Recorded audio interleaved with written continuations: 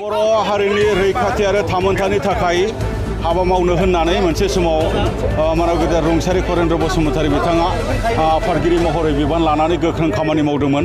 बिथाङा दुलाराय बर' फरायसा आफादनि आफादगिरि महरै 1983 मायथाइनिफ्राय 1986 मायथाइसिम स्निथि आफादगिरि हिसाबै बिथाङा गोख्रोङै खामानि मावदोंमोन।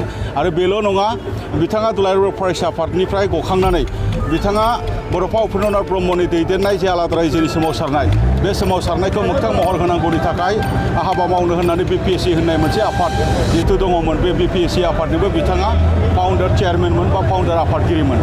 बिथाङा बड'फा उपेन्द्रनाथ ब्रह्मनि मैखोमै मोनसे गोख्रोङै मोनसे सोमावसारनाय बे हाबाफारियाव गोख्रों मोनसे बिहोमा बिथांनि दङ, जायखौ जोङो दिनै मान होनांगोन, जायखौ जोङो दिनै सन्मान होनांगोन।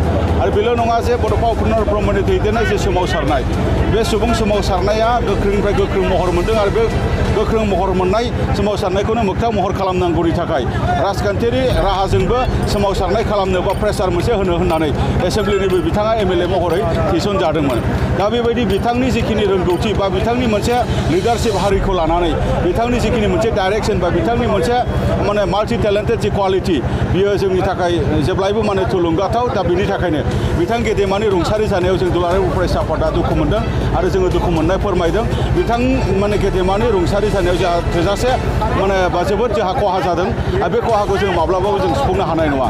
दा बिथाङा दिनै जों गैलाब्लाबो बिथांनि मावनाय, बिथांनि सान्थौ आरो सानस्रि, बेखौ जोङो मोगथाङाव गोथाङै दोननांगौनि थाखाय बिथांनि सान्थौ आरो सानस्रि आरो बिथांनि मुंखौ बोरै जोङो गोथाङै दोननो हायो, बेनि थाखाय जोङो दुलाराय बर' फरायसा आफादा जोङो सानगोन।